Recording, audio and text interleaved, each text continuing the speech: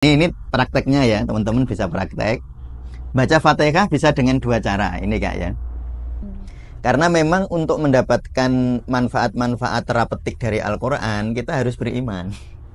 Misalnya contohnya, kalau saya misalnya, ini contoh bagi saya ya. Kalau saya lelah, maka saya membaca Fatihahnya begini Kak. Bismillahirrahmanirrahim. Alhamdulillahi rabbil alamin. Arrahmanirrahim. Maliki yaumiddin. CO2 naik loh Kak Ami ya. Manfaat CO2 naik, asal nggak berlebihan loh ya. Itu nanti manfaatnya apa? Gula turun, kolesterol turun, pikiran tenang. Beneran. Ar-Rahmanir-Rahim. Maliki yaumiddin. Iyyaka na'budu wa iyyaka nasta'in. Ihdinas siratal mustaqim. Nah, membaca Al-Qur'an dengan diwakafkan per ayat dan diwasolkan per ayat, itu akan membantu sistem saraf otonom.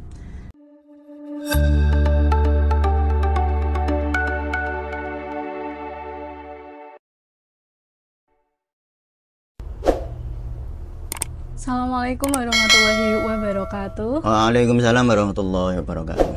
Halo teman-teman, jumpa lagi di sesi ngobati ngaji pengobatan sufi channel YouTube Tasawuf Indonesia. Ya. Beberapa hari lagi kita menjelang Ramadan ya, dan di bulan Ramadan tuh biasanya kita makin meningkatkan ibadah. Salah satunya itu membaca Al-Quran. Ya. Nah, dan Al-Quran itu sebenarnya ada suatu perkataan bahwa Al-Quran itu asyifa atau penyembuh gitu, sebagai suatu obat. Nah, bagaimana sih agar kita mungkin pas Ramadan nanti ketika membaca Al-Quran mungkin mendapatkan efek dari terapinya ini, dan mungkin secara ilmiah itu bagaimana bisa Al-Quran bisa menjadi sebagai suatu obat atau sebagai suatu penyembuh. Langsung aja kita tanyakan ke Abang Mustamil. Ya. Nah, jadi kalau secara saintifik atau mungkin dari jalur yang saintifik dan juga secara tasawuf, itu bagaimana sih kalau Al-Quran bisa menjadi suatu penyembuh? Ya, jadi memang ini sudah sangat populer ya Kak ya, bahwa Al-Quran itu syifaul lil mu'minin. Jadi memang uniknya kalau di dalam Al-Quran itu menggunakan teksnya syifaul lil mu'minin. Beda dengan madu. Kalau madu itu disebutnya dalam Al-Quran syifaul linnas, bagi manusia. Tapi kalau Al-Quran itu syifaul lil mu'minin. Karena memang untuk mendapatkan manfaat-manfaat terapeutik dari Al-Quran, kita harus beriman. Kalau nggak beriman, tidak mendapatkan efek terapeutik yang optimal. Beriman itu maksudnya gini, nggak menolak. Ya, artinya kita tidak misalnya contoh, kalau Abu Jahal sama Abu Lahab kan benci. Nah, kalau benci ya nggak bisa mendapatkan manfaatnya. Berarti yang kunci utamanya di iman. Di keimanan. Nanti kalau kita betul-betul menghayati keimanan kita, maka saat dibacakan Al-Quran itu akan ada manfaat-manfaat terapeutiknya. Nah, di kali ini kita akan membahas tentang alasan logika ilmiahnya. Kan biasanya gini ya kami, kalau yang berkembang di masyarakat kita, membaca Al-Quran kan untuk ngeresiki rumah, untuk membersihkan rumah dari jin, dari setan gitu ya, biasanya dipakai itu. Persepsi masyarakat yang begitu. Misalnya kalau di rumah ini ada, kok kata orang banyak penunggunya, lalu dibacaan Al-Quran untuk mengusir penunggunya. Nah, kalau di tasawuf Indonesia tidak demikian ya. Sekali lagi, di tasawuf Indonesia kita tidak membahas, bukan menyalahkan ya, tidak membahas hal-hal yang bersifat supranatural. Jadi tidak, kalau ngusir jin gimana, ngusir jin ini ya, itu kalau di tasawuf Indonesia nggak ada begitu. Ya, kenapa saya tegaskan di sini kami, karena kan banyak yang nanya-nanya kan di kolom-kolom komentar itu tentang jin, katanya kalau saya mendengarkan Al-Quran jinnya bisa keluar nggak? Ya mohon maaf sekali, kalau di tasawuf Indonesia kita nggak bahas itu. Ya mungkin kalau ada yang menganggap ada orang lain yang bisa lihat jin, bisa ditanya ke beliau ya. Cuma kalau kita di sini, dasar-dasar yang kita pakai itu saintifik. Jadi scientific sufism. Jadi kita tidak membahas hal-hal yang bersifat supranatural, termasuk dalam bagaimana kita menggunakan Al-Quran sebagai obat, atau sebagai, misalnya kan kemarin kita cerita tentang ruqyah ya. Mungkin kawan-kawan sufi bisa melihat podcast-podcast di Ngobati tentang ruqyah, sehingga saya harap memahami ruqyah di tasawuf Indonesia. Kita tidak mengklaim kita yang benar, tidak, atau yang lain salah, tidak. Tapi di sini kita membahasnya tentang itu. Jadi kalau kawan-kawan sufi mungkin ingin melihat aspek-aspek ilmiahnya, nah ini di tasawuf Indonesia. Aspek-aspek ilmiah dari pengobatan kesufian atau pengobatan Islam, atau lebih dikenal dengan Tibun Nabawi ya. Nah begini Kak Ami, kita kan sering bicara nafas ya di podcast tasawuf Indonesia. Mas Dika bicara nafas ya, tentang di ngaji nafas itu. Lalu saya juga cerita tentang dzikir nafas. Nah Al-Quran itu sangat baik sebagai kalau Kak Ami membaca Al-Quran sebenarnya latihan nafas. Ya, ada yang karena ada hukum wakof wasol kan, ada wakof. Misalnya gini, tak contohkan ya. Bismillahirrahmanirrahim. Itu kira-kira 5-6 detik kan. Jadi Bismillahirrahmanirrahim. Ya, kira-kira 6 detik itu. Berarti itu seperti nafas ketika orang ekshalasi 6 detik.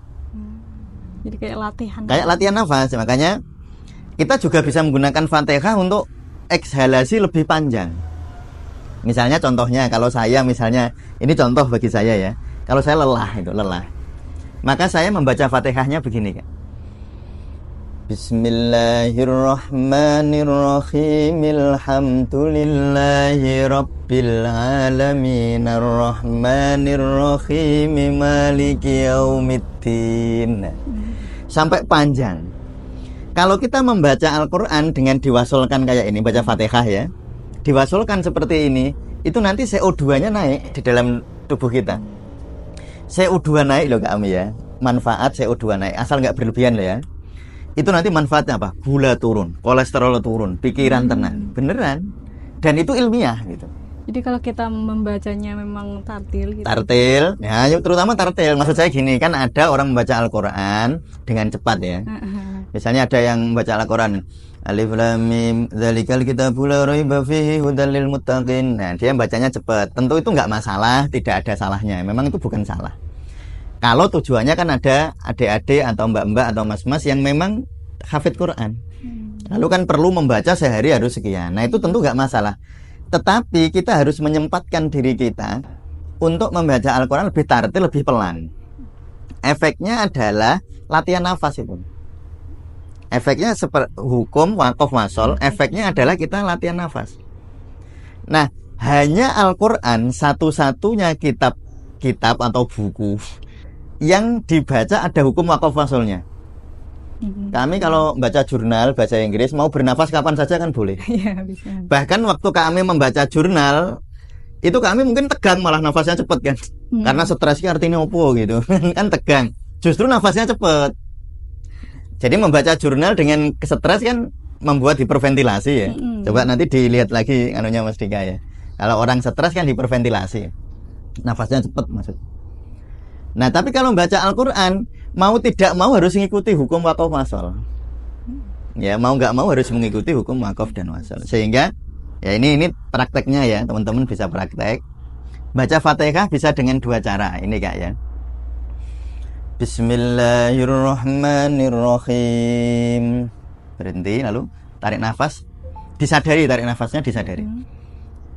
Dan tarik nafasnya kalau bisa lewat hidung, karena kita kecenderungan banyak orang Kak. Ini kalau saya pas pelatihan, dia kalau membaca Al-Quran tarik nafasnya lewat mulut itu. Nah itu problematik. Nanti jadi, karena kalau nafasnya lewat mulut, tarik nafasnya lewat mulut, nanti berisiko mengotori ini, mengotori saluran pencernaan. Nanti jadi banyak lendir, jadi macam-macam. Nah, tidurnya jadi ngorok, jadi macam-macam. Jadi tarik nafasnya tetap lewat hidung. Jadi Bismillahirrahmanirrahim. Nah kan langsung mingkem itu bahasa Indonesianya apa? Menutup mulut. Menutup mulut ya. Kalau orang Jawa kan mingkem tuh. Alhamdulillahi rabbil alamin. Ar-Rahmanir-Rahim. Maliki yaumiddin. Iyyaka na'budu wa iyyaka nasta'in. Ihdinas siratal mustaqim. Siratal ladzina an'amta 'alaihim ghairil maghdubi 'alaihim waladdallin. Nah, berarti waqaf per ayat. Tapi seperti itu kecepatannya. Bukan bismillahirrahmanirrahim. Alhamdulillahirabbil alamin.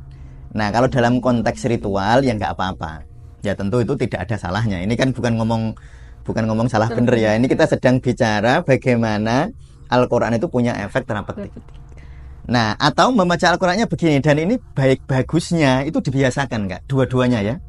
Jadi tadi kan satu diwakafkan per ayatnya. Per ayat. Yang kedua diwasolkan. Jadi bacanya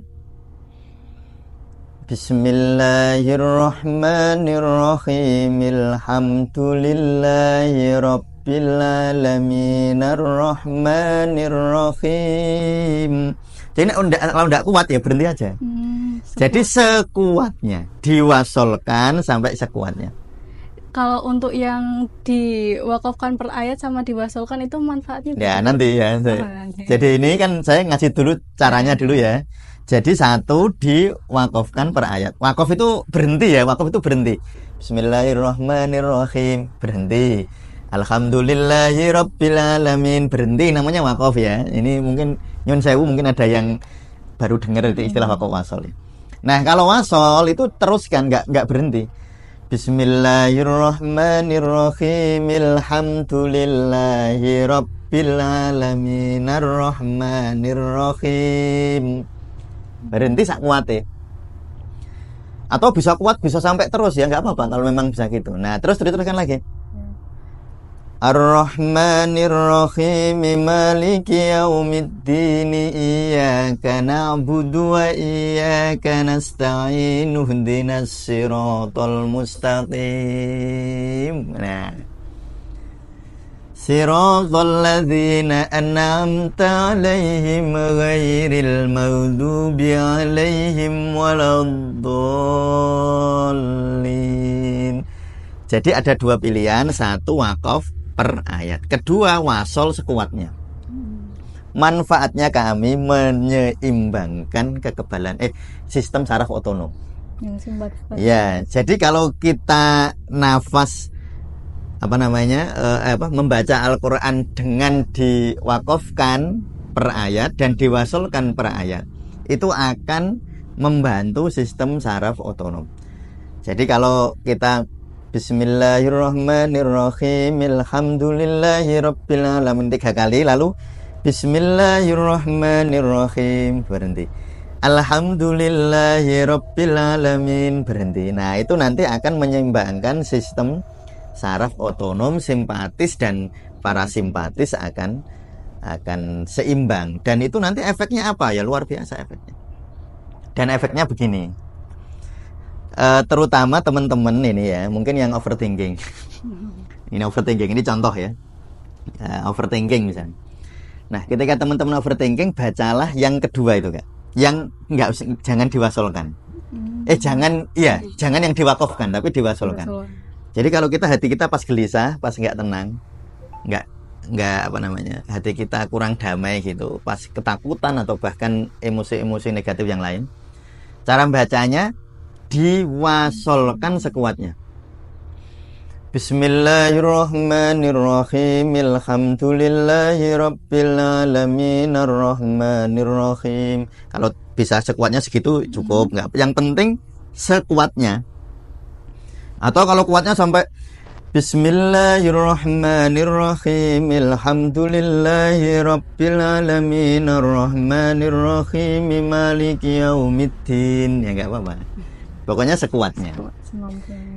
Ini secara ilmiah begini Kak. Kok bisa begitu, kok bisa ngobati? Nah, yakni ketika orang ekhalasi sangat panjang, satu efek parasimpatis, orang kita lebih tenang.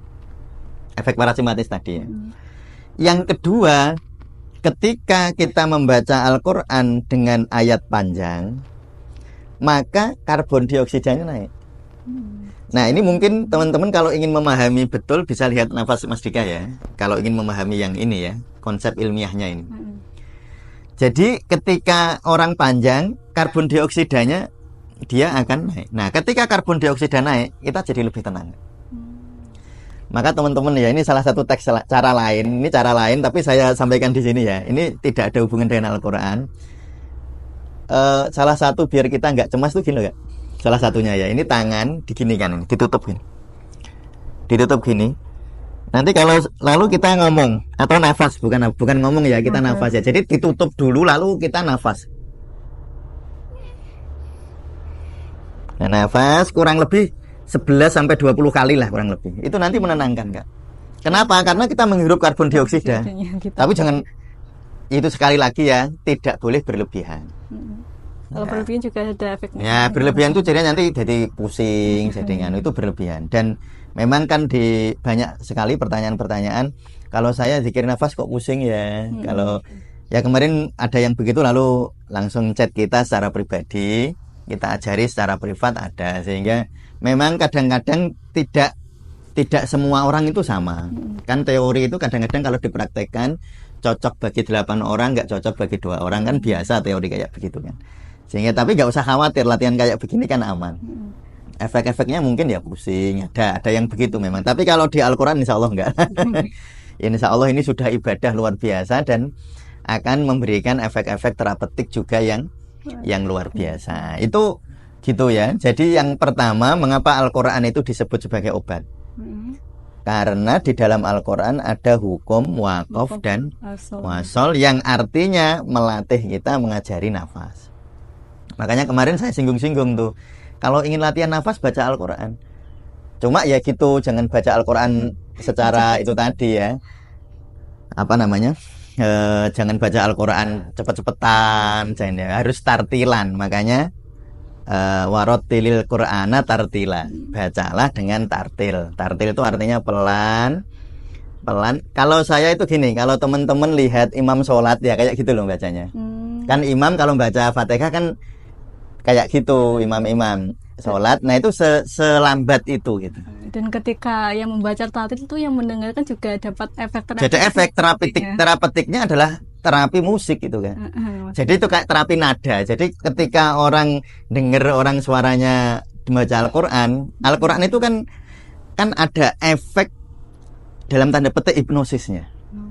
Al-Quran itu. Jadi kita membaca Al-Quran mau nggak tahu artinya atau tahu artinya, kita nyaman karena dia bahasanya indah. Misalnya ini contoh yang mungkin teman-teman dengar ya. Wadduha wallaili idza saja ma wadda'aka rabbuka wa ma qala. Loh kan AA terus ya. Walal akhiratu khairul laka minal ula. Loh AA. Nah itu kan terapeutik. Alam nashrah laka sadrak. Loh wa wada'na anka wizrak alladzi anqadha dhahrak. Loh. Nah itu terapeutik Kak. Enak kita kayak orang dengar pantun gitu. Orang kalau dengar pantun, dengar puisi kan walaupun kita nggak tahu maknanya. Ya, coba Kak Amin dengar puisi Taufik Ismail ya. Ya maestro Taufik, maestro puisi Indonesia ya. Penyair lah, maestro penyair di Indonesia. Atau Zawawi Imron. Ada itu master penyair lah luar biasa. Kalau dengar kayak gitu walaupun nggak tahu artinya apa, ya tenang. Ya enak gitu. Dan Al-Quran itu puncaknya. Maka seringkali Rasulullah itu dituduh sebagai penyair. Oh, Muhammad tuh Al-Quran buatnya itu penyair dia itu. Dia itu pinter syair. Makanya Al-Quran itu sebenarnya dari dia sendiri kan gitu. Dituduhkan kepada Rasulullah karena Al-Quran itu memang syair, diakui oleh orang Arab. Diakui oleh musuh-musuhnya bahwa Al-Quran itu memang syair luar biasa. Makanya Rasulullah disebut penyair. Nah, itu yang anu ya. Jadi memang Al-Quran dibaca punya efek terapeutik. Qul ya ayyuhal kafirun la a'budu ma ta'budun. Loh, gitu. Inna a'tainakal kautsar Fasolli li rabbika wanhar inna syani'aka huwal abtar. Nah itu kul a'udzu birabbin nas malikin nas ilahin nas min syarril waswasil khannas alladzi yuwaswisu fi sudurin nas minal jinnati wan nas. Nah terutama ayat-ayat juz amma itu memang sangat-sangat syairnya luar biasa, dan itu kan sering kita baca dan mungkin 90% kita akan hafal. Nah sehingga dengan cara demikian kita insya Allah nanti di bulan Ramadan ya, ini kan bulan Syahrul Quran, karena di bulan Ramadan lah 17 Ramadan itu kan nuzulul Quran. Mengapa kok di bulan Ramadan? Karena inilah bulan dimana saya sering begini, kalau teman-teman punya masalah besar dalam hidup yang sulit sekali bertahun-tahun tidak bisa diselesaikan, inilah saatnya bulan Ramadan itu bulan untuk menyelesaikan masalah. Bukan dengan menyelesaikan masalah, tetapi dengan memperbaiki diri. Insya Allah ketika diri kita baik, Allah akan mempermudah masalah-masalah kita diselesaikan oleh Allah. Makanya ada Lailatul Qadar nanti. Lailatul Qadar, dan mereka yang mendapatkan atau yang menikmati Lailatul Qadar adalah orang-orang terpilih, yakni mereka-mereka yang ngibadah puasanya betul-betul dihayati. Ya semoga nanti di Ramadan kita bisa menghayatinya dengan indah dan memiliki efek-efek terapeutik bagi kita semua ya. Terima kasih ya Pak untuk sama-sama hari ini. Untuk teman-teman yang sudah menonton, terima kasih. Mungkin bisa menonton episode-episode sebelumnya yang terkait dengan terapi Al-Quran seperti tadi yang dibahas, ada napas dan juga mungkin ruqyah juga. Untuk teman-teman hari ini ya intinya kalau untuk terapi Al-Quran itu yang keimanan kita, karena Al-Quran itu obat bagi orang-orang yang mukmin. Terima kasih. Jangan lupa like dan subscribe, atau mungkin kalau ada yang ingin ditanyakan bisa dicantumkan di kolom komentar ya. Terima kasih. Wassalamualaikum warahmatullahi wabarakatuh. Waalaikumsalam warahmatullahi wabarakatuh.